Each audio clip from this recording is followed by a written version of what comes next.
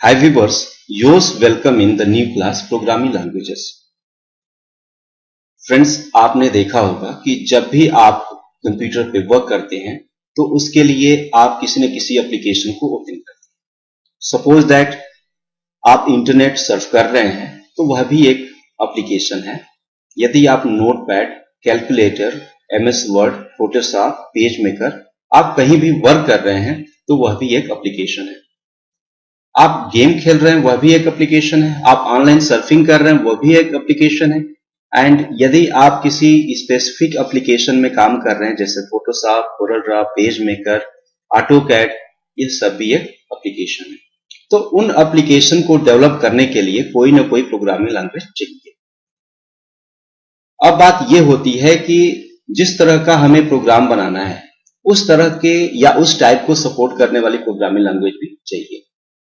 यहां हम कुछ प्रोग्रामिंग लैंग्वेजेस की जिक्र करेंगे जिनके माध्यम से आपको बताने की कोशिश करेंगे कि किस प्रोग्रामिंग लैंग्वेज में किस तरह का वर्क किया जाता है। जैसा कि आप देख पा रहे हैं कि यहां पे सबसे पहले हमने स्थान दिया हुआ है सी को। सी एक प्रोग्रामिंग लैंग्वेज है जिसको डेनिस रिची ने 1972 में डेवलप किया। इस सी प्रोग्रामिंग लैंग्वेज की मदद से हम अपने सिस्टम के लिए एप्लीकेशन बना सकते हैं, GUI एप्लीकेशन बना सकते हैं, कोई कॉम्प्लेक्स एप्लीकेशन बना सकते हैं, कोई गेम बना सकते हैं, कोई वायरस बना सकते हैं। इस तरह की जो फैसिलिटी है, क्योंकि सी एक जनरल पर्पज प्रोग्रामिंग लैंग्वेज है, यानी इसमें हम किसी भी तरह के काम को कर सकते हैं, किसी भी तरह के प्रोग्राम को बना सकते हैं। इसके बाद सी के बाद C++ लैंग्वेज को डेवलप किया गया जिसको बी जॉन स्ट्रक्स्ट्रप ने किया 1979 में। तो इन दो बेसिक लैंग्वेजेस के बीच में कोई ना कोई डिफरेंस होना चाहिए। So what difference between the C and what is the C++? जैसा कि नाम बता रहा है कि सी के बाद प्लस प्लस लगा हुआ है, यानी सी में कुछ एडवांस फीचर जोड़ा गया, उसको C++ नाम दिया गया। इसका मतलब हो सकता है कि यदि कोई प्रोग्रामर सी में प्रोग्राम कर रहा हो और वो अपने आउटपुट को पाने के लिए सी में काफी जटिलताएं फेस कर रहा हो, तो उन जटिलताओं को सॉल्व करने के लिए उन्होंने कुछ सी में फीचर ऐड कर दिए होंगे और उनकी प्रॉब्लम सॉल्व हो गई होगी, तो उसको उन्होंने एक नया नाम दे दिया जैसा कि C++। वह एग्जाम्पल, चूंकि बेस्ड ऑन स्ट्रक्स्ट्रप एक प्रोजेक्ट पे काम कर रहे थे और वह प्रोग्राम सी में डेवलप कर रहे थे, उन्हें प्रोग्राम को बनाने में कुछ दिक्कतें आ रही थी, तो उन्होंने सी को ही मॉडिफाई किया और कुछ फीचर जोड़े। उस फीचर का नाम है क्लासेस। तो सी में क्लासेस नहीं होती और C++ में क्लासेस होती है। तो सी हमारी एक प्रोसीजर ओरिएंटेड लैंग्वेज बन गई और जबकि C++ हमारी एक ऑब्जेक्ट ओरिएंटेड प्रोग्रामिंग लैंग्वेज बन गई। C is the procedure oriented programming language and C++ is the object oriented programming language, जिसके बारे में हम आगे और भी डिस्कस करेंगे। यहां पे प्रोसीजर पे ध्यान दिया जाता है और C++ में प्रोग्राम को बनाते समय ऑब्जेक्ट पे ध्यान दिया जाता है। So what is the main basic difference between C and C++? That is the C में प्रोग्राम बनाते समय प्रोसीजर पे ध्यान दिया जाता है, फंक्शन पे ध्यान दिया जाता है, डेटा को केयर नहीं किया जाता, जबकि C++ में प्रोग्राम बनाते समय ऑब्जेक्ट को केयर किया जाता है। यानी यह एक ऑब्जेक्ट C++ एक ऑब्जेक्ट ओरिएंटेड प्रोग्रामिंग लैंग्वेज हुई और C एक प्रोसीजर ओरिएंटेड प्रोग्रामिंग लैंग्वेज हुई। जावा C++ के स्पेसिफिक फीचर को लेके जावा को डेवलप किया गया by James Gosling. James Gosling ने 1995 में जावा को डेवलप किया। जावा में हम GUI एप्लीकेशन भी बना सकते हैं, वेब एप्लीकेशन भी बना सकते हैं, जबकि C और C++ में हम GUI application and complex application बना सकते हैं, सिस्टम के लिए प्रोग्रामिंग भी कर सकते हैं, ऑपरेटिंग सिस्टम को डेवलप करने में इनसे मदद मिलती है। विजुअल बेसिक, जिसको माइक्रोसॉफ्ट ने डेवलप किया 1991 में, यह लैंग्वेज जावा से पहले आई।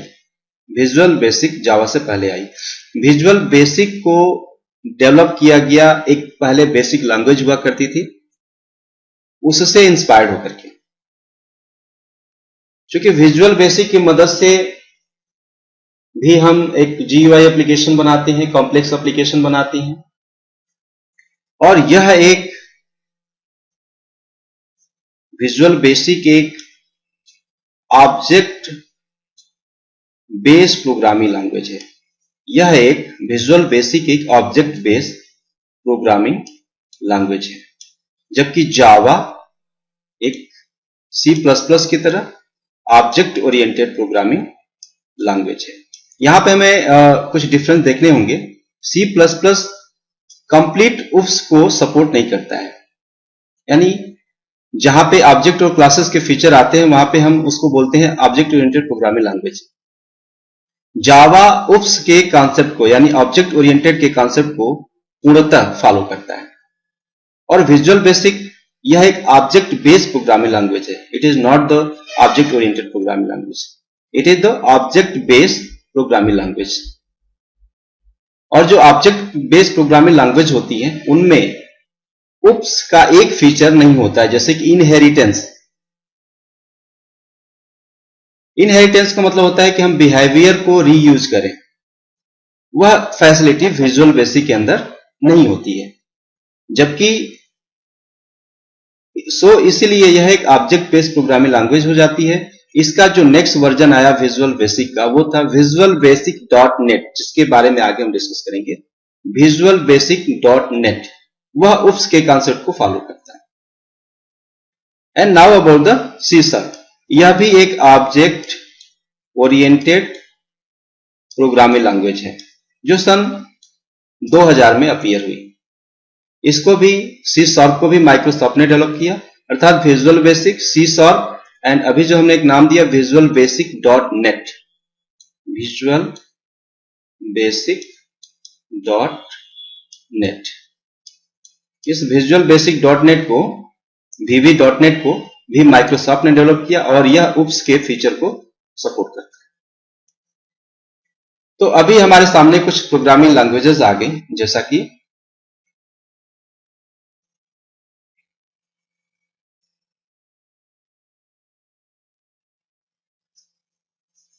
जैसा कि अभी कुछ नाम लिए गए। प्रोसीजर ओरिएंटेड प्रोग्रामिंग लैंग्वेज, जहां पे एक नाम आ गया C एक प्रोसीजर ओरिएंटेड प्रोग्रामिंग लैंग्वेज है।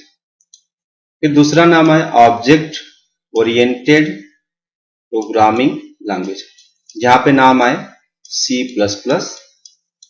C++ एक ऑब्जेक्ट ओरिएंटेड प्रोग्रामिंग लैंग्वेज है। जावा, यह भी एक ऑब्जेक्ट ओरिएंटेड प्रोग्रामिंग लैंग्वेज है। C#,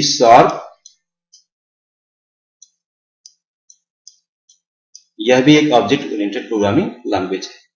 इसके अलावा एक और लैंग्वेज आई जिसको नाम दिया गया था ऑब्जेक्ट बेस्ड प्रोग्रामिंग लैंग्वेज, जहां पे नाम आया था विजुअल बेसिक, VB का नाम आया था विजुअल बेसिक। ऑब्जेक्ट ओरिएंटेड में एक और नाम हमें ऐड करना पड़ेगा। विजुअल बेसिक का जो नया वर्जन आया है वो है VB, अर्थात विजुअल बेसिक .NET, VB.NET अर्थात विजुअल बेसिक .NET। यह भी एक ऑब्जेक्ट ओरिएंटेड प्रोग्रामिंग लैंग्वेज है, लेकिन VB एक ऑब्जेक्ट बेस्ड प्रोग्रामिंग लैंग्वेज है। और कुछ प्रोटोटाइप बेस्ड प्रोग्रामिंग लैंग्वेजेस भी होती हैं। प्रोटोटाइप बेस्ड प्रोग्रामिंग लैंग्वेजेस होती हैं जिनके अंदर जो क्लासेस का फीचर होता है वो नहीं होता। मतलब जो प्रोटोटाइप बेस्ड प्रोग्रामिंग लैंग्वेज होती हैं वो क्लास के फीचर को सपोर्ट नहीं करती, वो क्लासलेस होती है। उनमें एग्जाम्पल है जावा स्क्रिप्ट का। जावा स्क्रिप्ट एक प्रोटोटाइप बेस्ड प्रोग्रामिंग लैंग्वेज है। इसके अलावा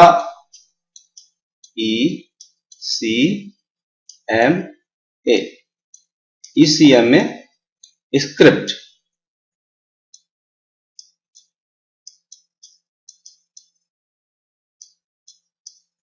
ECMA स्क्रिप्ट, यह भी एक प्रोटोटाइप बेस्ड प्रोग्रामिंग लैंग्वेज। इसको ध्यान देना, यह प्रोटोटाइप है। प्रोटोटाइप बेस्ड प्रोग्रामिंग लैंग्वेज वो होती हैं जो क्लासलेस होती हैं।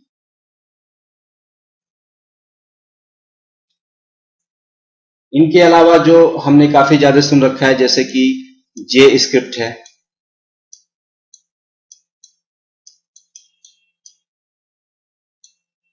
जे स्क्रिप्ट। जे स्क्रिप्ट भी एक प्रोटोटाइप बेस्ड प्रोग्रामिंग लैंग्वेज है, और सबसे ज्यादा आजकल जो फ्लैश में हम लोग तकनीकी यूज कर रहे हैं, that is the action script. जो हमारा एक्शन स्क्रिप्ट है वह भी एक प्रोटोटाइप बेस्ड प्रोग्रामिंग लैंग्वेज है।